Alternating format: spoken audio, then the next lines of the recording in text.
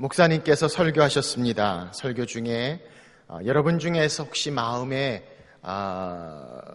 미워하는 사람이 한 명도 없는 분 한번 손 들어 보십시오. 그랬더니 아무도 손을 들지 않습니다. 당연히 그럴 거라고 생각했던 목사님이 설교를 이어가려는 순간 뒤쪽에 나이 많으신 할아버님 한 분이 손을 듭니다. 목사님이 깜짝 놀라서 묻습니다. 할아버님, 정말 마음에 싫어하는 사람이 아무도 없습니까? 그랬더니 그분이 얘기합니다. 옛날에 많았는데 다 죽었어 라고 이야기합니다. 그러나 좀 더 생각해보면 과거에 있던 분들은 사라졌을지 모르지만 여전히 삶 가운데 나타나는 우리 마음에 있는 부분들을 생각하게 됩니다. 우리가 상처를 준 사람들, 우리가 받은 상처의 모습들, 삶 가운데 여전히 등장하는 우리의 일상의 모습이 아닌가 싶습니다. 우리는 그렇게 누구나 다 용서받고 싶습니다. 불완전한 인간이기에 다 용서를 필요로 합니다. 그럼에도 불구하고 용서하는 것이 결코 쉽지 않다는 사실을 우리는 경험해 보게 됩니다. 아니, 어떤 경우에는 용서란 단어를 쓴다는 그 자체만으로도 너무나 견디기 힘든 상황을 경험해 보기도 합니다. 용서가 안 된다고 이야기합니다.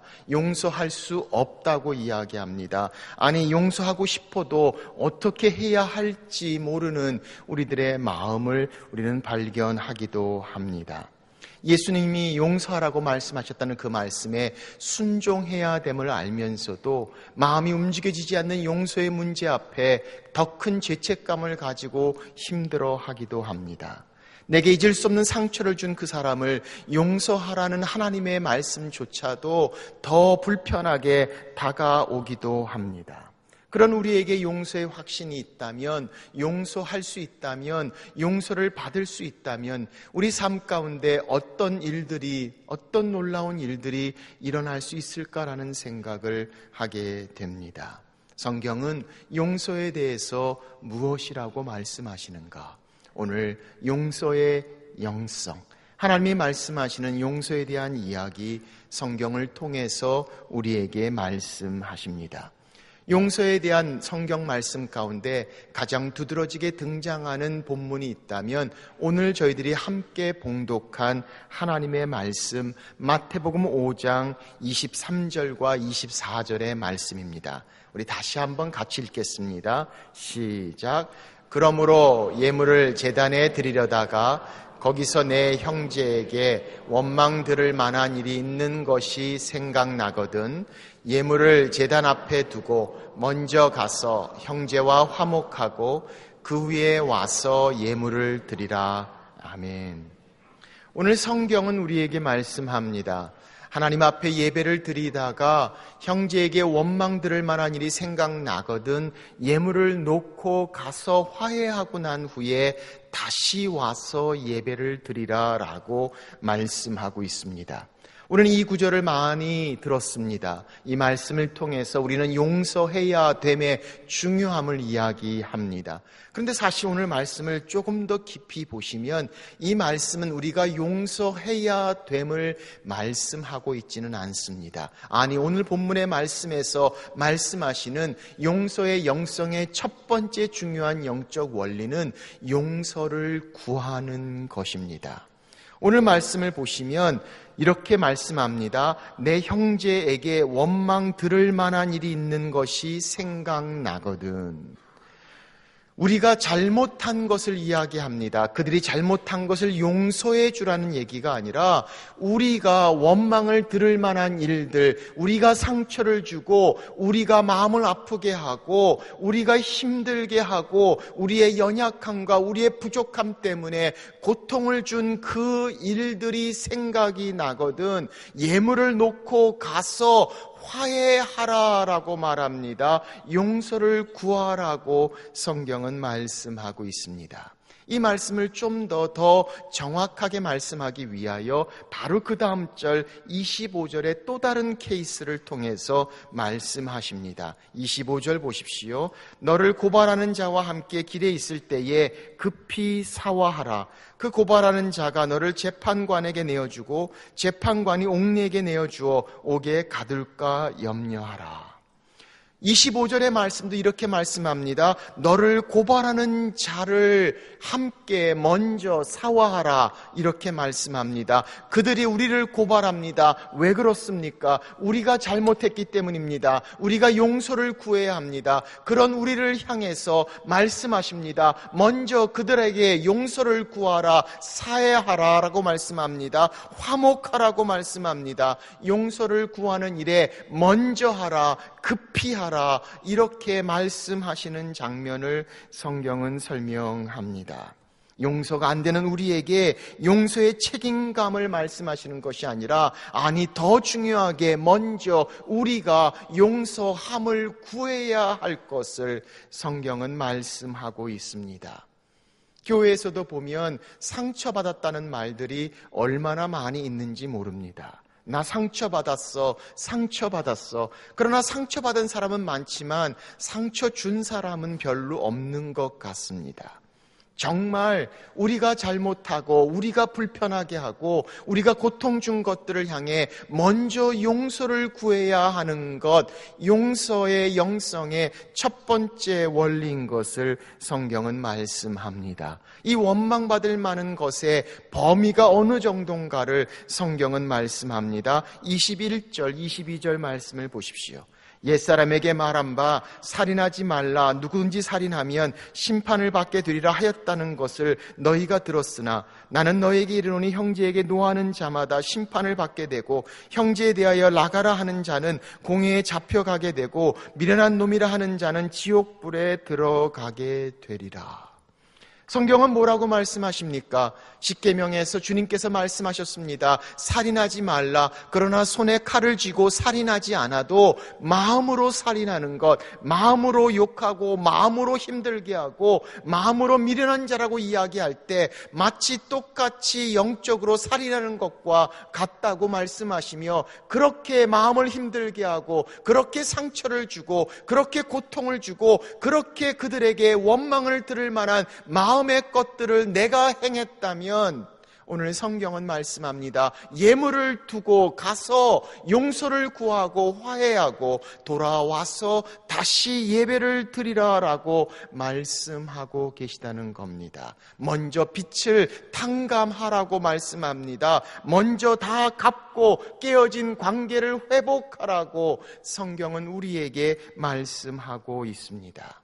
오늘 이 말씀을 보면 그렇게 말씀합니다. 원수들, 우리를 고발하는 자들도 마찬가지입니다. 아니, 교회에서 함께 예배를 드리는 형제들도 마찬가지입니다. 똑같은 공통점입니다. 바로 그것을 다 놔두고 우선순위로 중요하게 먼저 관계를 회복하라고 말씀합니다. 먼저 용서를 구하라고 성경은 말씀하고 있음을 우리는 보게 됩니다.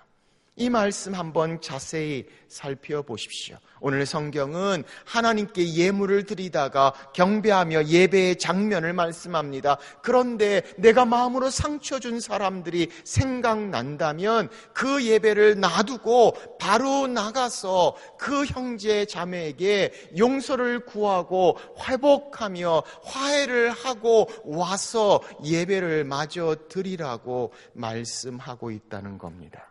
이 말씀이 실제로 우리 삶 가운데 지금 이 순간에 여전히 적용될 수 있는 말씀이란 사실을 한번 생각해 보십시오. 오늘 여러분들이 예배 나왔습니다. 예배 중에, 찬양 중에, 말씀 중에 그렇게 우리 마음 가운데 마음을 아프게 하고 상하게 하고 상처를 주고 내가 정말 부족함과 연약함 때문에 용서를 구해야 될 사람들이 생각난다면 이 자리에 떠나서 가서 먼저 화해하고 용서를 구하고 그리고 다시 와 예배를 드리라는 겁니다. 이 말씀이 실제로 우리 삶 가운데 지금 이 순간에 적용된다고 한다면 몇 명이나 남아서 예배를 드릴지 제가 좀 걱정이 됩니다. 아마 많은 분들이 이 자리를 먼저 떠나야 되지 않을까라는 생각을 합니다. 사랑하는 여러분, 오늘 성경은 우리에게 말씀합니다. 하나님 앞에 나오는 것보다 더 중요한 것, 용서를 구하라고 우리에게 말씀합니다. 용서의 목적은 단순히 미안함을 이야기하는 것이 아니라 관계의 회복을 말씀합니다. 관계의 화해됨을 말씀하십니다. 주님께서는 그것부터 먼저 하라고 말씀하고 계시다는 사실을 성경은 설명합니다. 그것은 단순히 미안한 마음을 품는 것으로 끝나지 않습니다. 아니, 미안하다고 말하는 것으로 끝나는 것이 아닙니다. 성경은 우리에게 말씀합니다. 예물을 놓으라고 말합니다. 일어나 나가라고 이야기합니다. 가서 화해하고 다시 돌아오라고 이야기합니다. 계속되는 동사와 액션의 행동이 따르는 것을 우리는 보게 됩니다. 펜을 가져갔다고 미안하다고 말하는 것으로 끝나는 것이 아니라, 아니 미안한 마음을 속으로 가지는 것으로 끝나는 것이 아니라, 펜을 제대로 돌려줄 때 진정한 용서를 구함이 이루어진다는 말씀을 성경은 우리에게 하고 있다는 것입니다. 그러므로 사랑하는 여러분, 오늘 이 말씀 가운데 하나님께서 우리 마음 가운데 생각나게 하는 사람들이 있습니까? 사건들이 있습니까? 상황들이 있습니까? 아니, 그렇게 가까운 사람일 수 있습니다. 우리 가족 중일 수도 있습니다. 그런데 상처를 줍니다. 그런데 아픔을 줍니다. 때로는 정말 내가 그럴 뜻이 아니었음에도 불구하고 그들에게 고통을 주고 상처를 준 것이 내 마음의 것으로 남아있다면, 오늘 성경은 가서 화해하고 용서를 구하라 라고 말씀하고 있다는 겁니다. 아니 목사님, 그건 나 혼자만 잘못한 게 아니라 그쪽도 잘못했습니다 라고 이야기할지 모릅니다. 그러나 그쪽이 무엇을 잘못했는가를 말하고 있지 않습니다. 여전히 내가 잘못한 부분이 그 안에 함께 존재하고 있다면 내가 잘못한 부분을 향해 용서를 구해야 되는 용서의 시작을 성경은 말씀하고 있습니다. 이미 오래전 시간이 지나서 그걸 어떻게 기억할까? 다시 그런 걸 이야기하는 것 자체도 쑥스럽다라고 생각하는 일일지 모릅니다. 아니, 그 아픈 상처를 다시 끄집어내어 고통을 받을 필요가 있을까라고 생각할지 모릅니다. 그러나 여전히 남아있는 내 안에 바로 그것이 우리를 힘들게 합니다. 아프게 합니다. 아니, 그렇게 깨끗한 관계로 더 성장하지 못하고 그 관계의 영성 가운데 서지 못하는 방해가 되고 있다는 사실을 성경은 말씀하시며, 하나님과의 관계, 우리들과의 관계에 있어서 이 용서가 얼마나 중요한 것인가. 그래서 성경은 말씀합니다. 용서를 구하라 라고 말씀하고 있습니다.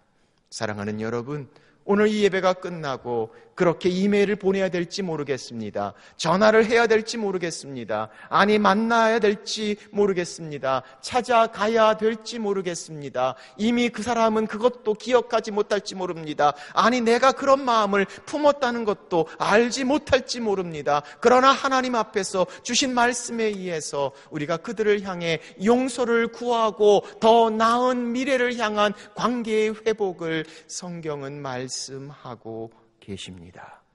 오늘 용서의 영성 첫 번째, 용서를 구하는 것. 오늘 성경은 우리에게 말씀하고 계십니다. 두 번째, 오늘 성경은 또한 용서를 구할 뿐만이 아니라 용서해야 할 것을 말씀하십니다.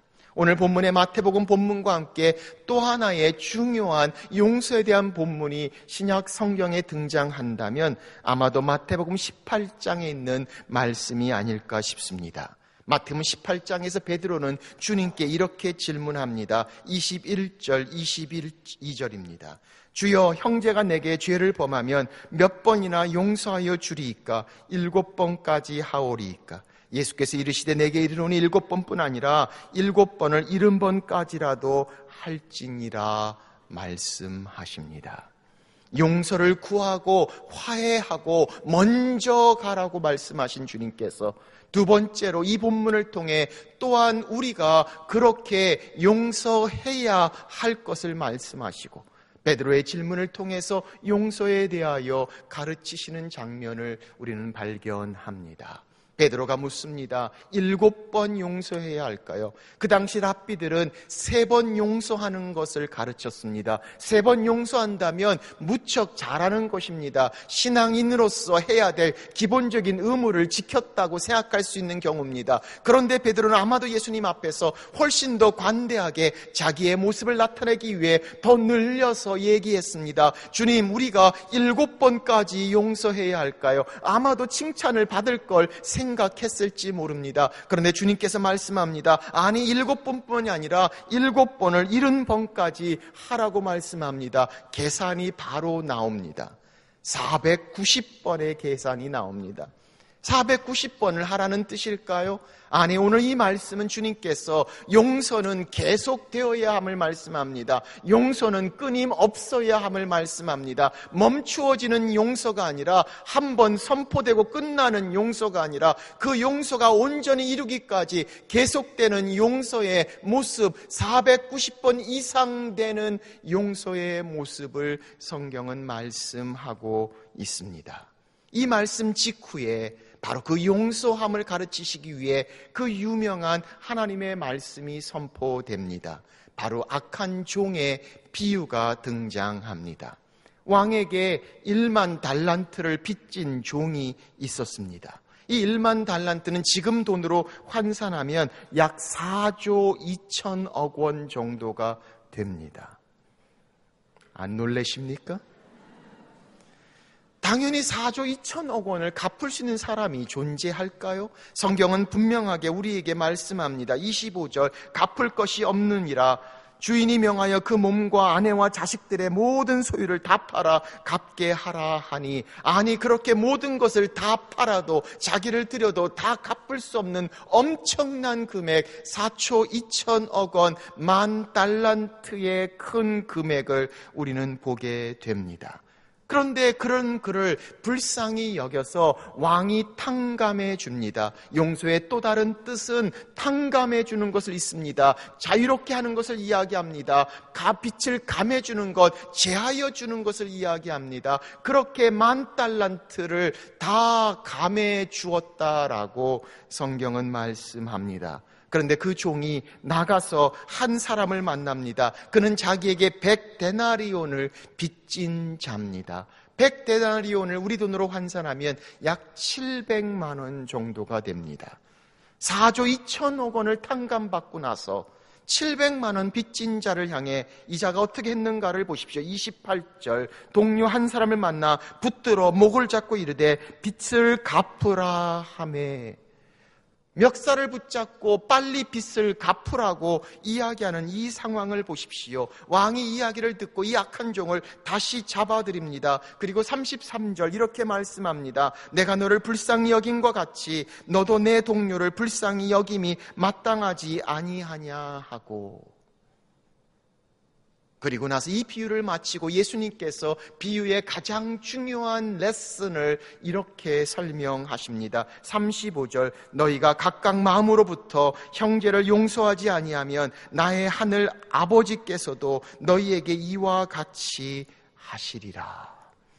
성경은 우리에게 말씀합니다. 우리의 용서하심 앞에 하나님의 용서하심을 이야기하지 않고는 우리의 힘으로 능력으로 용서할 수 없음을 성경은 말씀하고 있습니다. 아니, 700만 원, 바로 이 100데나리온 빌린 것 무척 적지 않은 금액입니다. 그런데 1만 달란트의 탕감을 기억하지 못한다면 결코 탕감해 줄 수 없는 금액이란 사실을 우리는 생각하게 됩니다.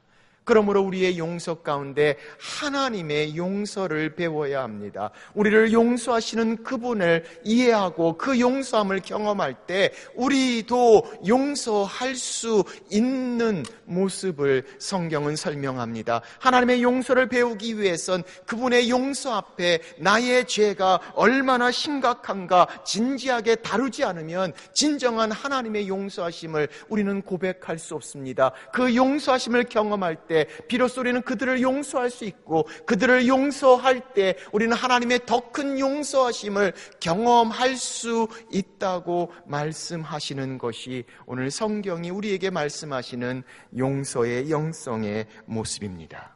그렇게 주님께서 이 땅에 우리를 향해 오셨습니다. 우리의 모든 죄를 다 용서하시고 십자가에 달리셨습니다. 그를 못 박는 로마 병정들을 향해 주님 말씀하셨습니다. 주여, 저들의 죄를 불쌍히 여기소서, 저들을 용서하소서, 저들이 자기가 하는 것을 알지 못합니다. 알지 못했습니다. 알지 못했던, 아니 죄인이란 사실조차도 제대로 알지 못했던 우리를 향해 용서하신 하나님의 용서하심을 깨닫는 순간 우리는 그렇게 용서할 수 있는 자리에 나갈 수 있음을 성경은 말씀합니다. 그러나 그것으로 끝나지 않습니다. 그렇게 용서하심을 통해 우리는 또다시 하나님의 용서하심의 깊이와 넓이를 다시 경험하는 것, 오늘 성경이 우리에게 말씀하시고 계십니다. 이 말씀을 가장 잘 나타낸 또 다른 말씀이 있다면 우리가 잘 알고 있는 주기도문의 말씀입니다. 마태복음 6장 12절은 우리에게 이렇게 말씀합니다. 우리가 우리에게 죄 지은 자를 사하여 준 것 같이 우리 죄를 사하여 주시옵고.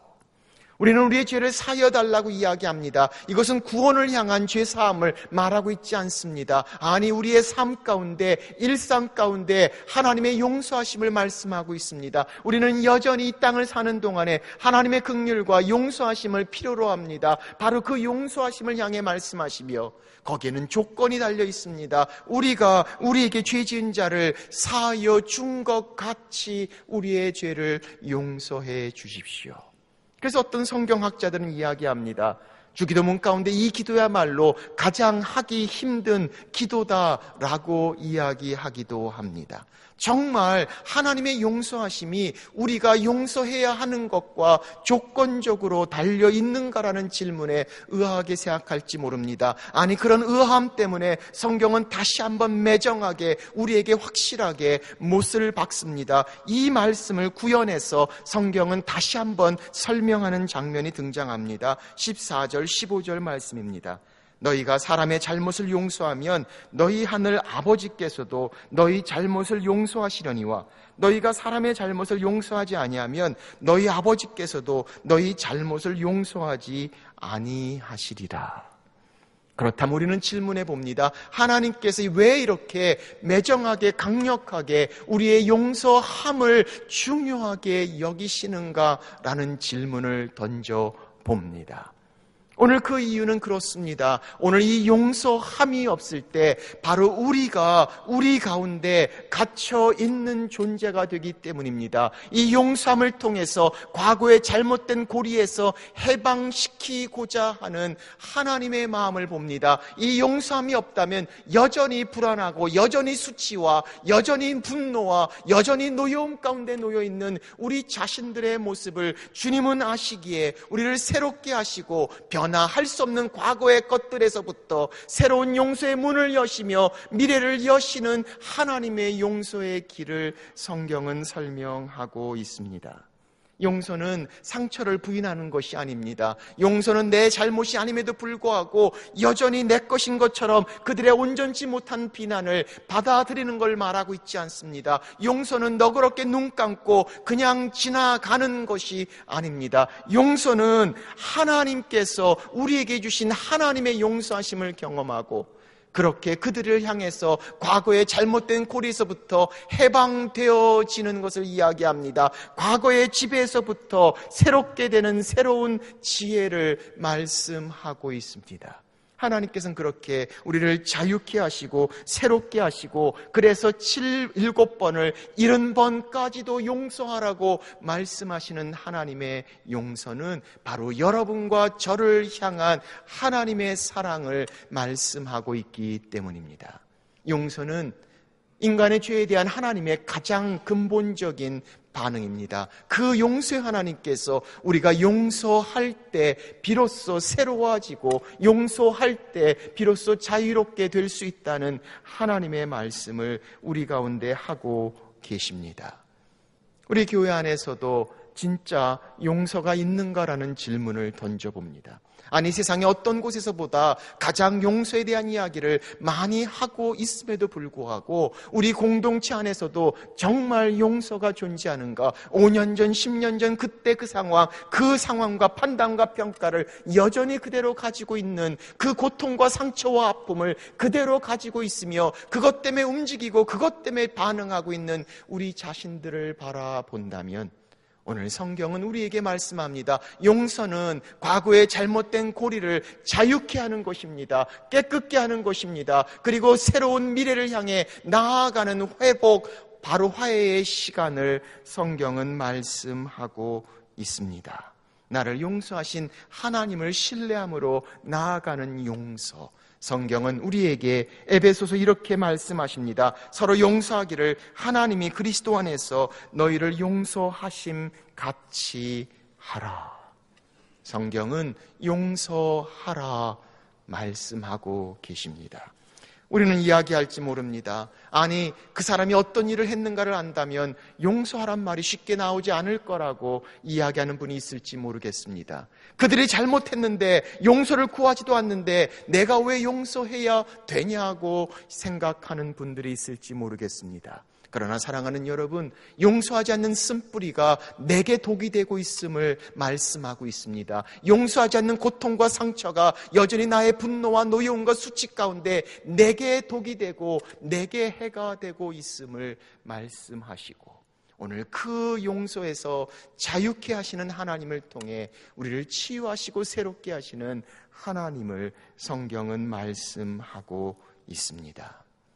몇 달 전 6월 달에 미국을 경악해 하는 한 사건이 발생했습니다.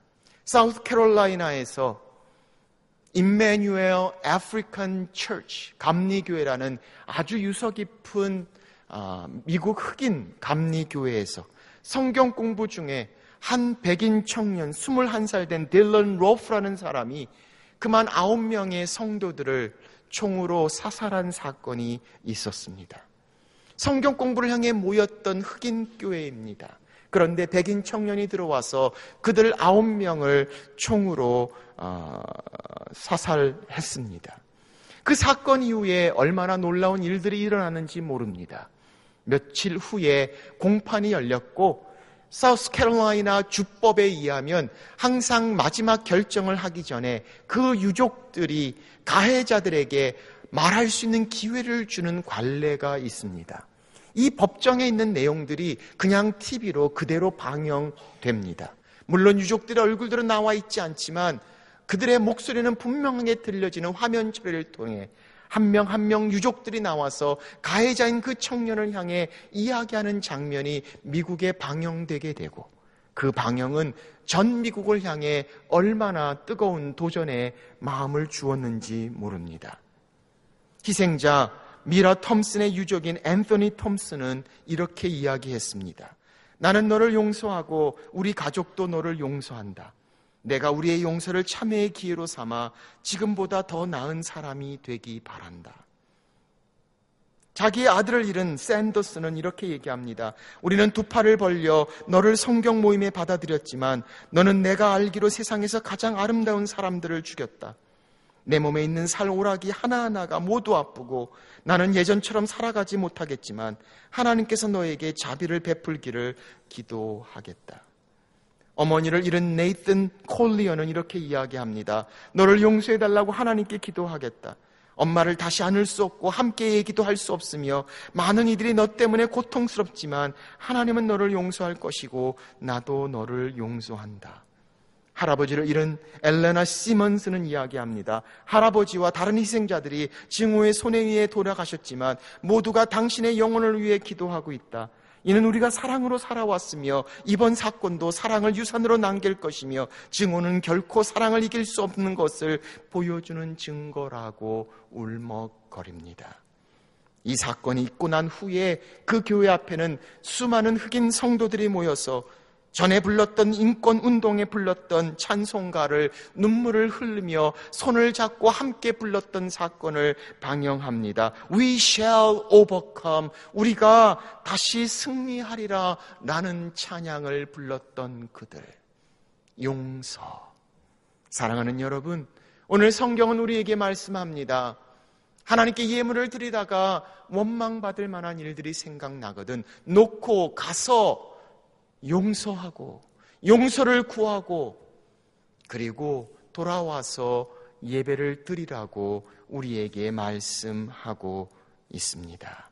오늘 이 용서의 모습을 우리에게 가지고 있다면 과거의 것들은 바꿀 수 없지만 미래를 향해 새롭게 변화시키는 용서, 오늘 용서의 영성으로 말씀하시는 하나님, 여러분과 제 삶 가운데 말씀하시기를 주의 이름으로 축원합니다.